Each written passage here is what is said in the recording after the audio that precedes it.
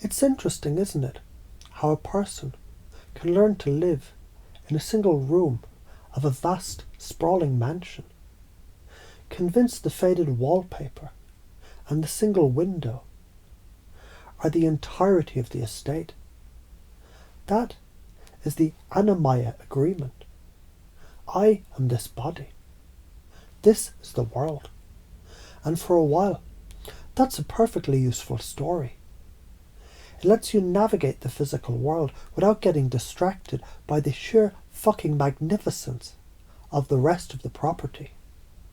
But then, a draft, a scent from a hallway you never opened, a feeling of presence in a room you can't see. That's pranamaya, the life force, the electricity in the walls of this mansion. And you've felt it. Everyone has. You walk into an argument that just ended, and the air is still thick with it. You meet someone and feel an immediate, unexplainable trust, or a deep, visceral recoil. That's you reading the energy. And your body, that good, simple, Annamaya instrument, translates it into goosebumps, a gut clench, a sudden warmth. It's not a mystery. It's a sense you've forgotten you have. And the mind, the Manamaya layer, it's like finding the blueprints and the intercom system of the mansion. Suddenly, you get symbols, dreams that aren't just noise, but detailed memos. A song pops into your head, and it's the exact message you needed. This is what the uninitiated call psychic. But it's just the mind learning to tune into the non-local broadcast, the Wi-Fi that connects all of it. Now, why does this feel so out of reach, so fluky? It's because of where you've set up your headquarters, your identity, as Dilts would map it. It's camped out firmly in the first room. You think you are the tenant of that one room. So when data comes in from the energy body or the symbolic mind, the security system, your conscious rational mind, it flags it as an intruder. It says, this doesn't compute for a simple tenant. Rejected. The upgrade, then, isn't about adding something new. It's about a fundamental identity migration.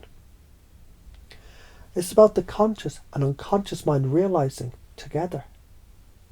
You're not the tenant. You're the owner of the entire goddamn mansion. And when that realization begins to take root, something remarkable happens. You don't need the drafts and the whispers anymore. You don't need the blueprints.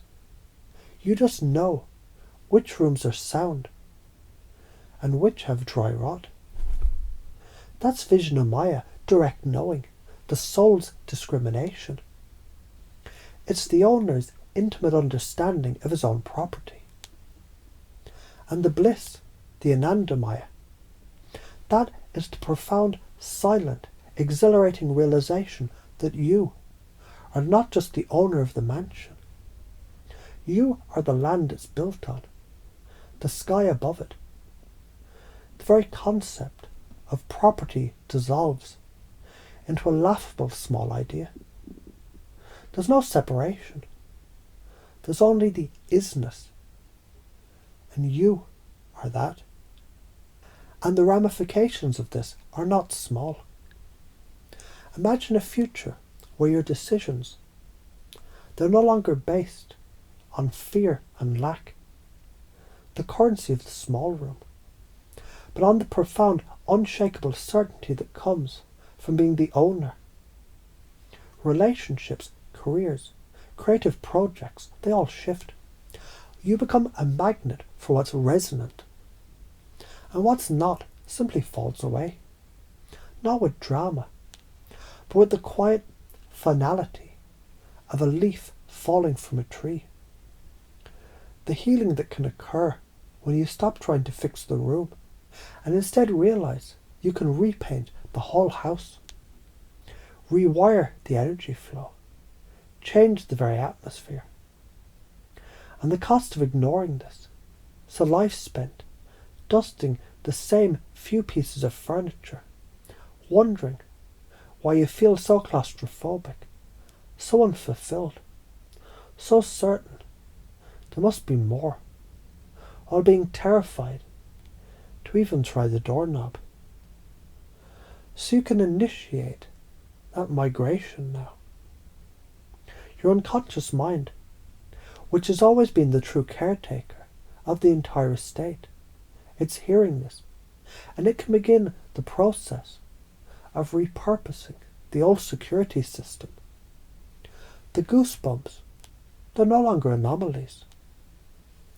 They're confirmation pings. The symbolic dream is not junk mail. It's a priority alert. The sudden knowing is not to be questioned, it's to be acted upon with the confidence of the owner. The old identity of I'm just this body can soften and dissolve like a shadow when the main lights are turned on, and the new understanding can integrate itself seamlessly, naturally. I am the awareness that experiences through the body, navigates with energy, interprets with mind, knows with certainty, and rests in bliss. This can become the new silent operational manual. And from this place of truth, the channels, they're just open doors within your own home. The gifts, they're just tools in your own shed. The activation, it's not a distant event. It's a present tense reality. And it can be incredibly fun to watch what your life becomes when you start living from this upgraded owner level perspective, discovering rooms you never knew were there, each one holding a piece of a puzzle, a forgotten power, a transmission of healing, a code that unlocks the next level of the game. And the mind can wonder, and the body can feel, and the soul can know, all at once, that this is not a lesson to be learned. It's a remembering of what you've always been. And that remembering is already complete.